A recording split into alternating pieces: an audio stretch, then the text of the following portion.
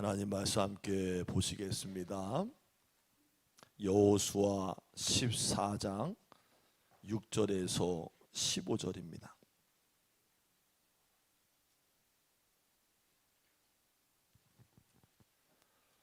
여호수아 14장 6절에서 15절 말씀.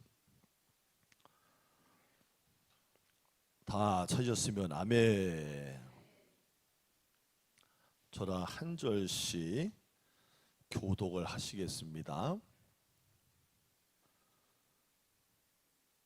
그때 유다 자손이 길갈에 있는 여호수아에게 나오고 그니스 사람 여분네 아들 갈렙이 여호수아에게 말하되 여호와께서 가데스 바네아에서 나와 당신에게 대하여 하나님의 사람 모세에게 이르신 일을 당신이 아시는 바라.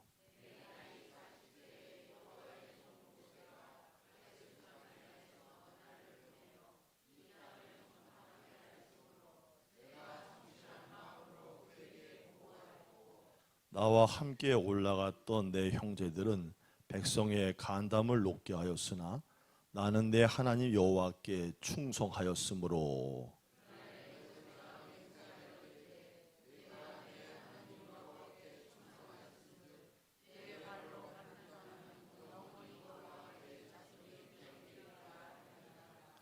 이제 보소서, 여호와께서 이 말씀을 모세에게 이르신 때로부터 이스라엘이 광야에서 방황한 이 45년 동안을 여호와께서 말씀하신 대로 나를 생존하게 하셨나이다. 오늘 내가 85세로 돼.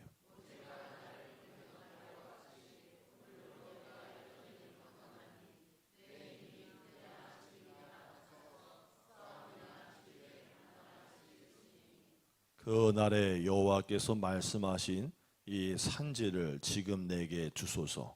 당신도 그날에 들으셨거니와 그곳에는 아낙 사람이 있고 그 성읍들은 크고 견고할지라도 여호와께서 나와 함께 하시면 내가 여호와께서 말씀하신 대로 그들을 쫓아내리이다 하니,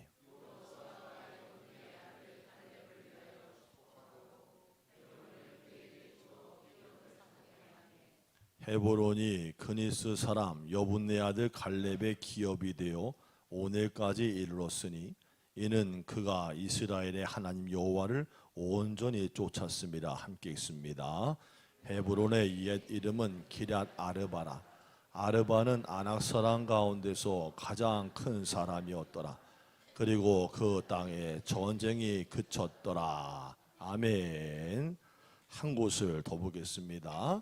잠언서 23장 7절입니다. 잠언 23장 7절.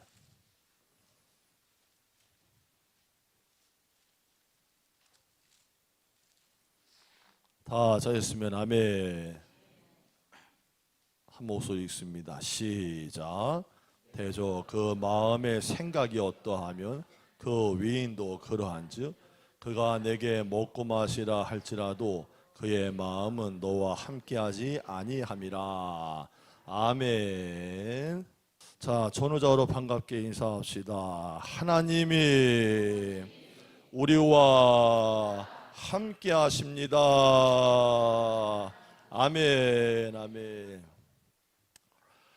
한 3, 4일 만에 이렇게 뵈니까 얼굴들이 그냥 기름이 쫙 잘 돌면서 그냥 얼굴이 부글하십니다. 그러지요? 잘 지내시는 거죠? 맛있는 거 많이 드시고요. 예, 감사합니다. 예, 프로야구 감독하고 코치진들한테 물었대요. 어떤 선수가 좋은 선수입니까? 한결같은 대답이 비가 오나 눈이 오나 몸 상태가 좋거나 나쁘거나 꾸역꾸역 등판해서 공을 던지는 선수, 배트를 휘두르는 선수가 좋은 선수라는 거예요. 직원 중에는 어떤 직원이 좋은 직원입니까? 그 질문에 CEO들의 한결같은 대답은 이렇습니다. 비가 오나 눈이 오나 컨디션이 좋든 나쁘든 꾸역꾸역 출근해서 맡은 바 일에 성실한 직원이 최고의 직원이라고 대답을 했다는 거예요. 그 아주대학교의 심리학 교수로 있는 김경렬 교수가 쓴 마음의 지혜라는 책에 나오는 글이에요. 그러면서 저자는 언제부턴가 꾸역꾸역이라는 말이 감사와 존경의 표현이 되었다라는 말을 해요. 그래서 저도 한번 생각을 해봤어요. 그렇다면 어떤 교인이 좋은 교인이고 교회에 필요한 사람일까? 비가 오나 눈이 오나 꾸역꾸역 교회에 나와서 예배 시간에 내 자리 지키고 앉아있는 성도가 좋은 교회인 줄로 믿습니다. 여러분, 저는 교회에 와서 예배 시간에 설교 시간에 졸아도 야단을 안 치는 목사예요. 왜냐? 함께 합시다. 졸아도 교회 와서 졸아라. 교회 와서 졸다 보면 주님께서 머리를 이렇게 막 쓰다듬어 가지고 머리가 벗겨질 줄로 믿습니다. 하나님이 얼마나 기뻐하시는 자리인데 이 자리가. 여러분, 꾸역꾸역 그러면은 어감이 좀 그렇지요. 근데 이게 나쁜 것만 아니라는 거예요. 좋으나 싫으나 내 자리에 있는 줄 알고 가서 그냥 앉아 있는 거예요. 근데 그런 분들 보면은 마음이 얼마나 귀한지 몰라요. 여러분, 목사가 누구를 제일 좋아하겠어요? 배운 대로 하는 사람이 우등생이요. 할렐루야. 자, 옆 사람과 인사합시다. 꾸역꾸역 내 자리를 지킵시다. 아멘, 아멘. 뭐 능력이 뛰어난 사람 되려고 하지 말고 성실한 교인, 근면한 교인이 다 되기를 주의 이름으로 축복합니다. 미국의 하버드 대학의 심리학과 종신 교수라고 하는 랭거라는 교수님이 계세요. 여성 교수로는 하버드 대학에서 종신 교수직을 처음으로 받은 분인데요. 긍정 심리학 운동의 대가라고 하는데 이분이 아주 재미있는 임상 실험을 했습니다. 하루는 호텔의 청소부들을 유심히 지켜봤더니 하루에 평균 15개의 객실을 청소를 하더라는 거예요. 몇 개요? 엄청 많이 하죠. 그러니까 침대 시트를 갈고 방바닥 청소하고 화장실 청소하는 등 하루 종일 참 고된 일을 하고 있다는 거예요. 근데 그런데도 호텔 청소부 84명의 건강 검사 결과를 봤더니 대부분이 과체중으로 인한 복부 비만, 고혈압 증세를 갖고 있었다는 거예요. 그 랭거 교수는 이 84명 중에서 절반에 해당하는 42명에게 비밀리에 몰래 불러서 청소 활동이 얼마나 운동에 효과적인지를 설명을 해줍니다. 여러분의 운동량은 이미 충분합니다. 15분간 시트를 교체하는데 40칼로리, 15분간 진공청소기 돌리는데 50칼로리, 방바닥 청소하는데도 10분 동안 운동한 것 같은 아주 격렬한 효과가 있습니다. 하루에 15개의 방을 청소하는 것은 마치 2시간 반 동안 운동하는 것과 같은 결과를 갖습니다. 이렇게 설명을 한 거예요. 그리고 나서 한 달이 지난 후에 설명을 들었던 42명의 청소부 건강 상태가요, 놀라울 정도로 좋아졌다는 거예요. 복부 비만이 없어졌고요, 삼중턱도 사라지고요, 혈압도 떨어진 거예요. 근데 나머지 42명 설명을 듣지 못한 사람들은 전혀 변화가 없었대요. 그럼 어떻게 이런 결과가 나오게 된 걸까? 랭거 교수가 이 현상에 대해서 이렇게 설명을 해요. 청소하면서 몸을 움직일 때마다 칼로리가 소모된다고 생각을 하고, 잘 들으셔야 돼요. 뭐가 중요한지. 청소를 하니 실제로 외모에서 지방이 빠져나간다고 생각을 하고, 그러니 몸을 좋아지게 하고 있다는 신나는 생각을 하고 청소할 때는 실제로 그렇게 되지만, 이런 생각들을 안 하고 청소할 땐 오히려 노동이 되어서 피로와 독소만 쌓이게 되는 것이다. 자, 중요한 단어가 뭐예요? 뭐예요? 생각이요, 생각. 이 생각은 엄청난 에너지를 사용하는 거예요. 여러분, 사람의 뇌를 움직이게 하는 에너지는요 400칼로리예요. 그럼 심장은 여러분 아시는 것처럼 태어나서 한 번도 멈추지 않는데 심장을 뛰게 하는 칼로리는 얼마나 소모가 될까요? 3분의 1, 140칼로리예요. 그러니까 사람에게 이 생각이라는 에너지는 이 심장이 매일 뛰는 것보다 더한 3배나 더한 에너지가 필요한다는 거예요. 뇌는요, 사람의 신체를 변화시킵니다. 여러분 가끔 월화 드라마 단골로 등장하는 내용 가운데 귀여운 여성이 간절하게 막 바라고 절실하게 임신을 원하면은 이 유선이 발달하고 배가 불러오는 이야기들이 가끔 드라마에 나올 때가 있어요. 근데 뱃속에 진짜 태아가 있을까요? 임신이 안 된 여자들이 주인공인데 뱃속에 태아가 없는데도 배가 불러오는 이유가 그럼 뭘까요? 그 무슨 임신이라 그래요? 상상 임신이라는 거예요. 자, 그럼 그게 왜 일어날까? 뇌 작용 때문이에요. 여러분 복숭아 알러지 있는 분들 있죠? 오이 알러지 있는 사람도 있어요.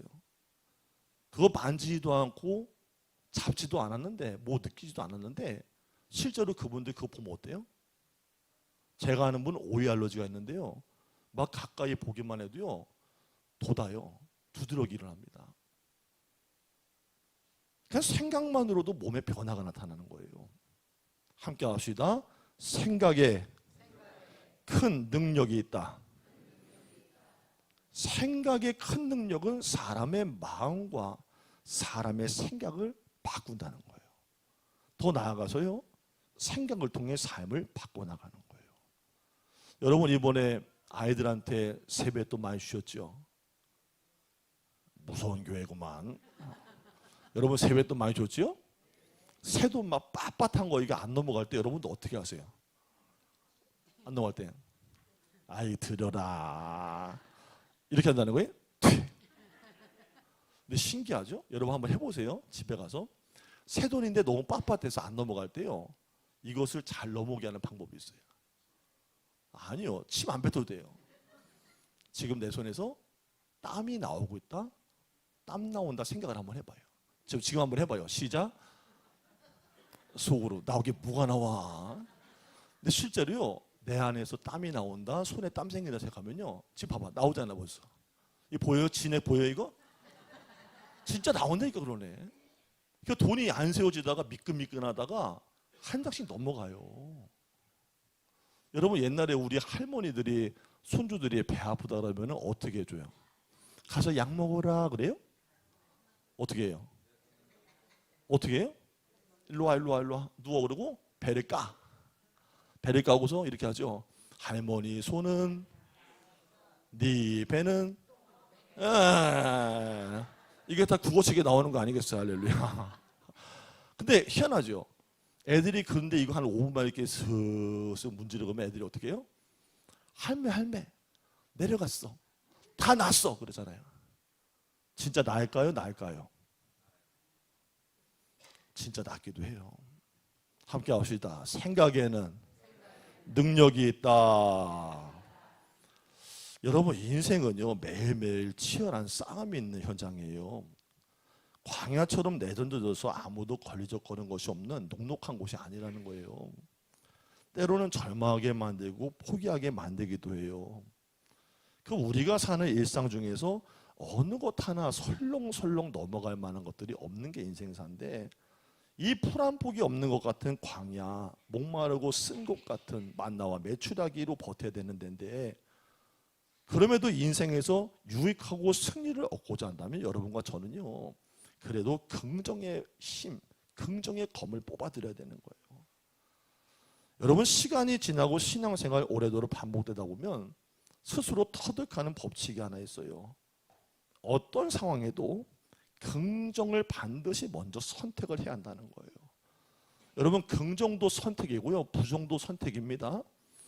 똑같은 상황에서 여러분들 같으면 기왕이면 된다고 말해야겠어요? 안 된다고 말해야겠어요? 어렵다고 말해야겠어요? 쉴 수 있다고 말해야겠어요? 기왕이면 된다고 말하는 게 좋지 않겠어요? 돈 들어가지 않는데. 근데 이게요. 평소에 훈련의 결과예요. 결국 인생의 승패는 어디서 나냐? 생각입니다. 생각이 지면 이미 싸움에서 진 거예요. 우리의 인생에서 골리앗 같은 해결 불가능한 문제를 만났을 때 자신의 머리만을 의지하면 그에 걸맞는 부정적인 방법과 대답만이 줄줄줄 쏟아져 나와요. 여러분, 제가 목회해 보니까요, 정말 부정적인 사람은 답이 없어요. 뭐 일을 하려고 시작하려고 던져놓잖아요, 주제를요. 그럼 그 사람은 그래요. 이것도 안 되고요, 저것도 안 되고요, 그것도 안 되고요. 그럼 뭐 할 거예요? 그러면 그것도 안 되고요. 뭘 해도 안 된다는 사람은 안 된다는 거예요. 근데 희한하죠? 안 된다는 대답, 안 된다는 방법이 수천 개가 나와요. 그 사람은 그게 훈련된 거예요.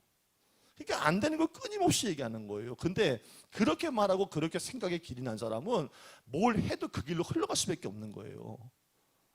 여러분의 삶과 여러분의 자녀들에게 된다는 생각, 할렐루야. 길을 여는 생각, 할렐루야. 새로운 역사가 열리기를 주의 이름으로 축복합니다. 생각은 훈련이에요. 북미 인디언들 사이에서요, 할아버지가 사랑하는 손주에게 꼭 들려주는 이야기가 있대요.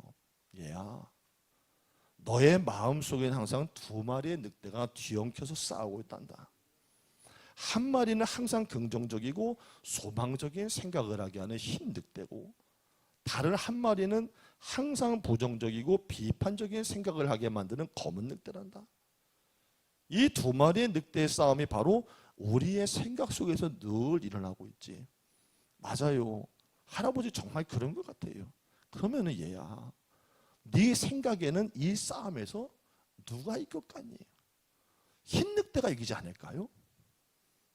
아니다. 그러면 검은 늑대가 이기나요? 아니란다. 네가 이제부터 밥을 많이 주는 늑대가 이길 거란다. 여러분, 오늘 하루 눈을 떠서 여러분들이 하는 생각, 내가 하는 모든 생각이 바로 이 두 마리의 늑대 중에 어느 한 마리에게 주는 밥이 된다는 것을 기억하셔야 돼요. 그래서 예수 믿는 사람들은 믿음 안에서 하는 순간순간의 생각이 그만큼 중요한 거예요. 내 삶의 미래를 결정짓는 중요한 선택이 되기 때문이에요. 그때 아침에 눈을 뜰 때 생각의 방향과 길을 그냥 흘러가는 대로 방치해서는 안 돼요. 의지적으로 붙잡아야 되는 거예요. 여러분, 지금 여러분의 삶의 자리에 서 있는 그 길 있죠? 여러분이 지금 살고 있는 그 자리 있죠? 그게 어떤 결과 때문에 생긴 거예요? 여러분이 과거에 했던 생각 때문에 지금 그 결과가 있는 거예요. 부정을 쌓은 사람, 실패의식을 쌓은 사람은 오늘 그 실패와 부정을 거두고 있는 중이에요. 그렇기 때문에 오늘이 중요한 거예요. 오늘 흘러간 대로 생각하지 말고 의지적으로, 믿음으로, 긍정으로 생각을 다잡기를 주의 이름으로 축복합니다. 한국 교회가 전체적으로 지금요, 성도들의 연령 분포가 굉장히 높아지고 있어요.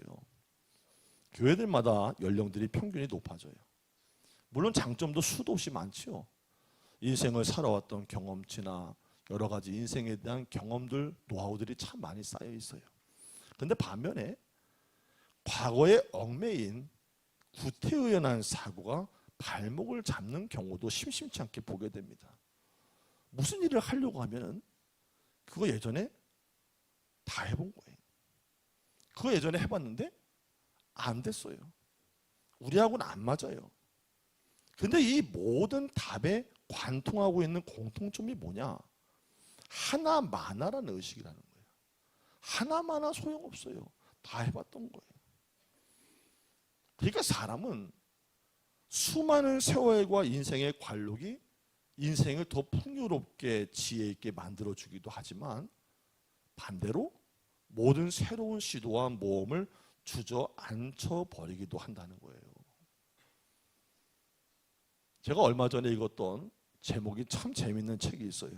책 제목이 뭐냐? 하마터면 열심히 살 뻔했다라는 책이에요. 책 제목이에요. 책 제목. 웃기죠?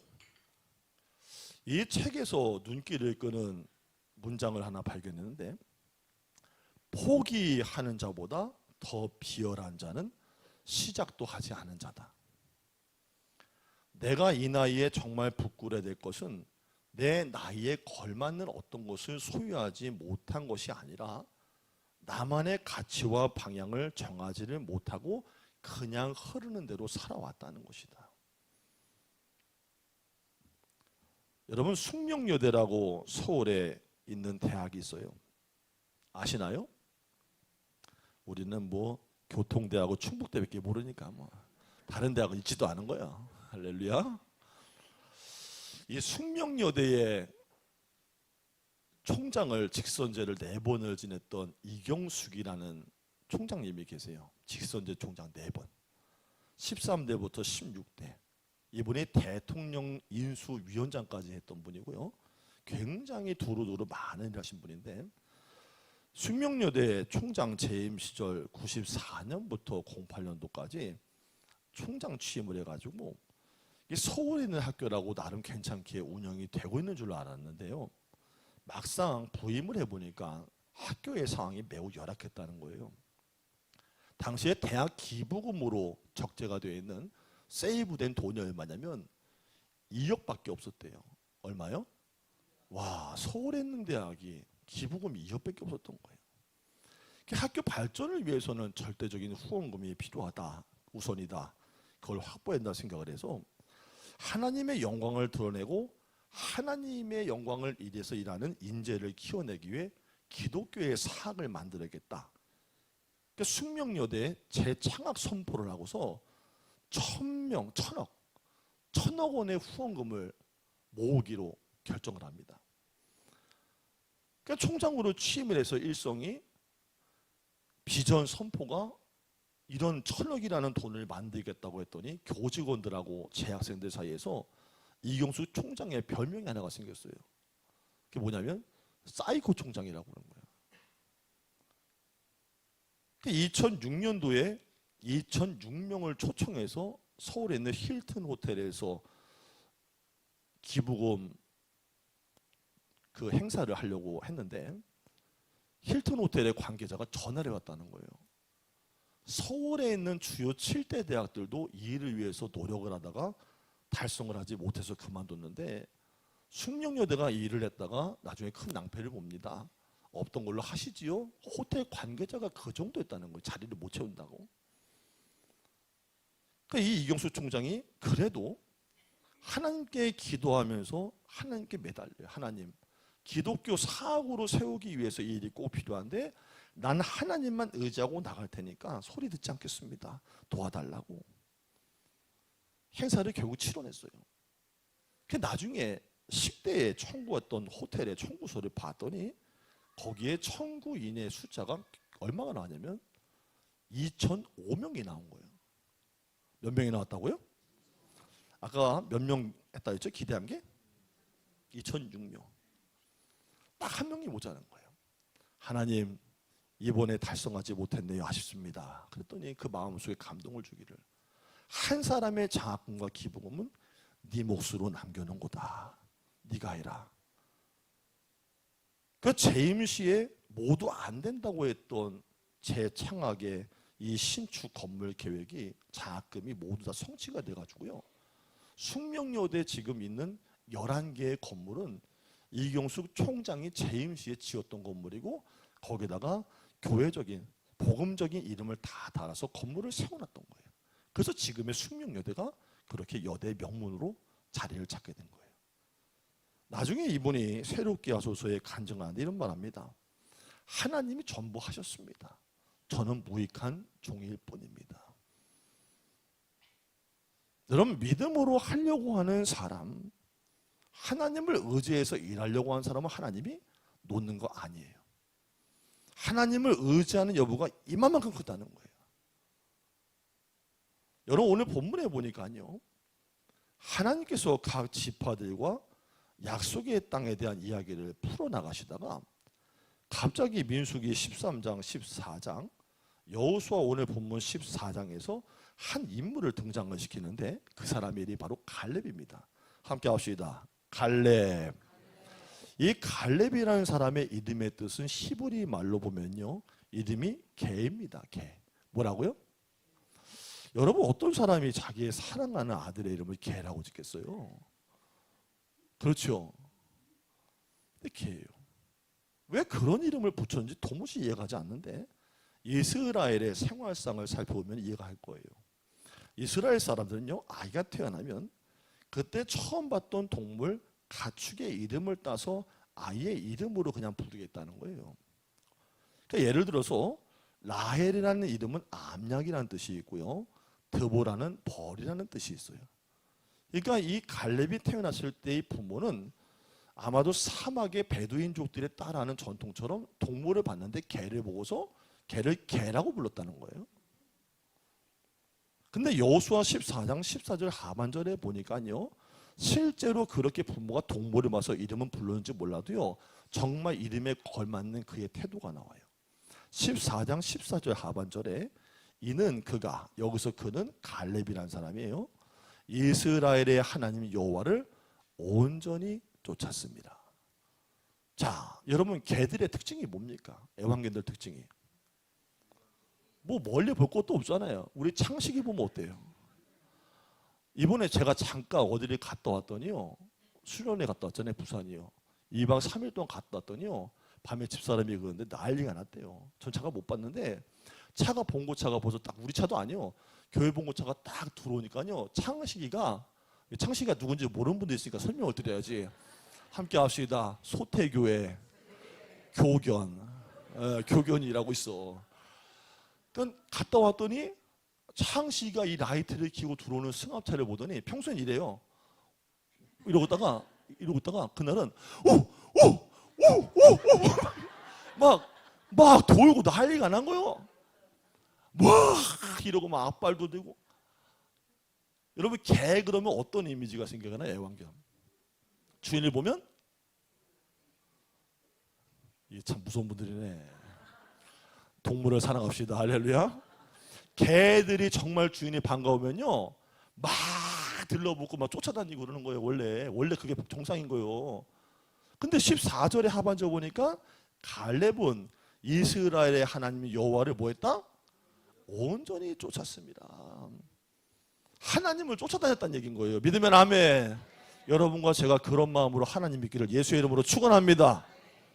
왜 그럼 오늘 성경에서 의도적으로 이 12지파의 가나안 땅을 배분하는 과정 속에 갈렙을 등장시켰냐? 갈렙을 신앙의 모델로 제시하기 위한 거라는 거예요. 의도적인 거예요. 하나님의 의도가 있다는 거예요. 그럼 먼저 갈렙이 어떤 사람인지를 보세요. 갈렙은 유다지파의 족장이에요. 룻, 기생 라하처럼 유대의 족보 안으로 들어온 편입된 이방 사람이에요. 원래 본 사람이 아니라는 거예요. 뼈대가 아니라는 거예요. 갈렙은 아브라함 시대의 가나안 족속 중에 하나였던 그니스 사람 여분네 아들인데 언약 공동체 안으로 들어온 거예요. 그니스 사람 헤벨, 모압 사람 룻, 여리고성에 기생했던 라합처럼 하나님의 언약 공동체 믿음 가지고 들어온 사람이에요. 그러니까 이것은 혈통으로 된 게 아니라 믿음으로 언약 공동체 안으로 들어와 소속이 됐다는 의미인 거예요. 근데 언약 공동체 안으로 들어왔을 뿐 아니라 갈렙은 유다 지파의 족장의 지위까지 오르게 됩니다. 그러니까 이방의 혈통으로 유다의 공동체 안에 들어온 갈렙은 하나님과 유다 지파가 인정을 했을 뿐 아니라 존귀함을 받았기 때문에 유다 지파의 우두머리 족장까지 세워졌다는 거예요. 근데 원래 갈렙은요, 어떤 권리가 있었냐? 유다 지파의 족장으로 가만히 있어도요, 가나안 땅을 쉽게 얻을 수가 있었어요. 권리가 있는 거예요. 근데 그는요, 손쉽고 안정적인 지역을 선택할 권리를 포기하고 스스로 가장 힘들고 어려운 헤브론 땅을 나에게 주세요라고 선택을 합니다. 여러분, 헤브론 땅이 어디예요? 헤브론 땅이. 여러분, 성경적 읽으신 분들 아시죠? 헤브론 땅이 어디예요? 뭐 소태 농협 앞에 있는 거예요. 뭐요? 이게요, 산악지대예요. 이게 이미 45년 전에 가나안 땅을 정탐하기 위해서 갔던 12족장들이 밟았던 가나안 땅이 바로 헤브론인데, 이 헤브론에서 12족장의 생각이 완전히 둘로 갈라진 사건이 나왔어요. 험악한 산악지대, 거인족들이 있는 안악자손들이 판치고 있는 곳, 큰 거인들이 살면서 견고한 성읍의 땅이었기 때문에 결코 거기는 누구도 이길 수 없고 차지할 수 없다고 포기했던 땅이에요. 바로 근데 45년 전에 12족장의 생각이 거기에서 완전히 갈라져 버립니다. 바로 그때 하나님이 진노하신 거예요. 그 사건을 뭐라고 말하냐? 일명 가데스 바네아 정탐 보고 대회라고 해요. 제가 한번 읽어드릴게요. 민수기 13장이 배경이 되는 거예요. 민수기 13장 30절에서 33절까지. 갈렙이 모세 앞에서 백성을 안도시켜 가로되 우리가 곧 올라가서 그 땅을 취하자 능히 이기리라 하나 그와 함께 올라갔던 사람들은 가로되 이게 누구냐? 10명의 다른 족장들이에요. 들어보세요. 우리가 능히 올라가서 그 백성을 치지는 못하리라. 그들은 우리보다 강하니라 하고 이스라엘 자손 앞에서 그 탐지한 땅을 악평하여 가로되 우리가 두루 다니면서 탐지한 땅은 그 거민을 삼키는 땅이요 거기서 본 모든 백성은 신장이 장대한 자들이며 거기서 또 네피림 후손 아낙 자손의 대장부들을 우리가 보았나니 우리가 스스로 보기에도 메뚜기와 같으니 그들이 보기에도 그와 같았을 것이다. 이게 무슨 얘기? 한마디로 싸워보지도 않았고 해보지도 않았는데 우리는 안 돼요 하는 거예요. 10명의 정탐꾼도 똑같이 여호수아와 갈렙과 똑같은 걸 봤는데 우리는 안 돼요. 해보나 마나요. 그렇다는 거예요. 이 10명의 족장들의 이야기를 듣고서 백성들의 마음이 갈라지는 거예요. 보고를 듣고는. 그러면서 막 고글합니다. 울면서 밤새 우는 거예요. 어떻게 우리를 저 땅으로 인도하여 드리려고 죽이려고 하냐? 모세와 아론을 원망하면서 하나님의 지도자인 모세를 패하고 끊어내려고 했다는 거예요.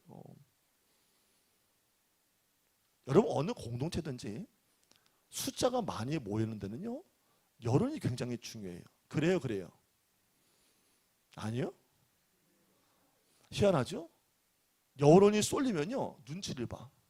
자기가 마음속에 생각이 있어도 내 마음에 선택이 있어도 어떻게 해요? 눌리는 거예요. 분위기가 그러니까 끌려가는 거예요. 모세 죽여야 돼. 이런 싸움은 되지도 않아. 봐봐. 저게 어떻게 우리가 취할 수 있어? 우리 안 돼. 우리 말을 들어. 10명이 나대기 시작을 하는 거예요. 여러분 같으면 어떻게 하시겠어요? 이스라엘이 밤새 옵니다. 난리가 났습니다. 이때 여호수아와 갈렙이 옷을 찢어요. 그리고 광분하는 이스라엘 백성들 향해서 외칩니다. 민수기 14장 8절에서 10절이에요. 여호와께서 우리를 기뻐하시면 함께 합시다. 하나님이 나와 우리의 가정과 자녀를 사랑하시면 됩니다. 자, 옆 사람과 축복하세요. 하나님이 우리와 자녀와 가정을 사랑하시면 됩니다. 바깥에서 누가 뭐라고든 상관없어. 하나님이 사랑하시면 되는 거예요. 우리를 그 땅으로 인도하여 들으실 것이고 그 땅을 우리에게 주시리라. 이는 과연 젖과 꿀이 흐른 땅이니라. 오직 여호와를 거역하지를 말아라. 그 땅의 백성들을 두려워하지를 말아라. 그들은 우리의 밥이라. 그들의 보호자는 그들에게서 떠났고 여호와는 우리와 함께 하시느니라. 그들을 두려워하지 말라 하나 온 회중이 돌로 치려하는 동시에 여호와의 영광이 회막에서 이스라엘 모든 자손에게 나타나시니라. 이스라엘의 12지파 중에 지파장 10명은 자기들은 메뚜기라고 했습니다. 그러나 여호수아와 갈렙은 그들은 우리의 밥이라고 했습니다. 10명의 지파장은 문제를 확대시키면서 하나님의 능력을 취소시켰습니다. 반면에 여호수아와 갈렙은 문제를 축소시키는 것이 아니라 문제는 있는 것, 상황은 있는 것 그대로 받아들이면서 위대하신 하나님을 바라봤습니다. 믿음이 안에 들어있는 사람은 문제보다 더 크신 하나님을 볼 수 있는 눈이 열리게 되는 것입니다. 안경만 비싼 거 쓰고 다니지 말고 마음속에 비전을 갖게 되길 예수 이름으로 축원합니다. 어떤 것을 어떻게 바라보느냐에 따라서 그 인생의 길이 달라지는 거예요. 이 85세가 된 갈렙은 또다시 하나님 말씀에 의지해요. 그리고 쉬운 길을 버리고 마지막 라스트 비전, 마지막 비전 향해 나아갑니다. 여호수아 14장 9절 오늘 말씀. 그날에 모세가 맹세하여 가로되 내가 나의 하나님 여호와를 온전히 쫓았은즉 내 발로 밟는 땅은 영영이 너와 내 자손의 기업이 되리라. 여호수아 14장 12절에 그날에 여호와께서 말씀하신 이 산지를 내게 주소서. 당신도 그날에 들으셨거니와 그곳에 아낙 사람이 있고 그 성읍들은 크고 견고할지라도 여호와께서 나와 함께 하시면, 주께서 나와 함께 하시면 내가 필경 여호와의 말씀하신 대로 그들을 쫓아내리다. 여러분, 어떤 경우에도 믿음을 가졌으면 주변의 소리에 귀를 기울이지 마세요. 여러분이 지금 어떤 문제 때문에 기도하고 있고 어떤 것 때문에 난관에 처한지는 모르겠지만 하나님이 여러분과 함께 하시다고 믿고 있다면 절대로 외부의 소리를 듣지 마세요. 믿음으로 선포하고 나가세요. 하나님이 내 가정에, 내 자녀에게 어떤 간증을 주실지를 믿고 나가라는 거예요. 그래서 여러분들이 간증하세요. 뭐라고? 다 안 된다고 말했지만 하나님이 함께 하셨기 때문에 우리 가정 되는 거 봐라. 하나님이 함께 하셨기 때문에 내 아들과 딸이 되는 것을 봐라. 내 기업이 되는 것을 봐라. 간증할 날을 여러분들이 만들란 얘기예요. 오늘날 한국교회와 성도들 안에 깊이 자리가 잡고 있는 이 실패의식이 얼마나 무서운지를 몰라요. 오늘날 그 방송만 틀고 사람들만 만나면 하는 말이 뭐냐? 안 된다는 거예요. 안 된다는 얘기. 여러분, 안 된다는 말 들으면 어때요? 기분이요? 나쁘게만 해요? 뭐가 빠져나가요? 괜히 기운 빠져나가는 거예요. 그냥 안 된다는 거예요. 뭐 해도 안 된다는 거예요. 그냥 목사님들도 요새 모이면 무슨 얘기가 되면 안 된다는 거예요. 개척교회도 안 되고 뭣도 안 되고 뭣도 안 되고. 이렇게 마음속으로 생각이 계속 들어요. 저도 부족하지만. 아니, 하나님은 된다고 하는데 왜 안 된다고 하냐는 거예요. 시대가 물론 흐름도 있고 변화도 있지만 하나님이 한다고 하는데, 하나님이 된다고 하는데 안 된다고 하면 어떡하냐는 거예요. 교회가 사는 길은 여호와 하나님을 의지하고 쫓아갈 때, 여러분의 가정의 기적이 일어나는 것도 하나님의 살아계심을 믿고 그분을 신뢰하고 쫓아갈 때 되는 거예요. 우리 교회가 올 한해 부정과 과거의 역사를 끊어버리고 되는 역사, 사는 역사, 이기는 역사, 간증의 역사의 주인공이 되기를 예수의 이름으로 축원합니다. 기도하겠습니다.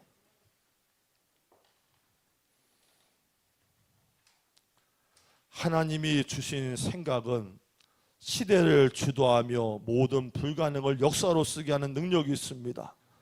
하나님의 손에 붙들린 도구였던 모든 인생이 한 시대와 공동체를 바꾸었던 것처럼 이 부족한 종과 소태의 성도들을 붙드셔서 주애를 이루어 주시옵소서. 그리고 여전히 세상을 바라보며 안 된다고 말하는 성도가 있습니까? 우리의 가정이 될 수 없다고 말하고 내 자녀가 안 된다고 말하는 성도가 있습니까? 이 시간에 하나님을 의지하여 기도하오니 가정이 되고 자녀가 되고 사업이 되게 하여 주시옵소서.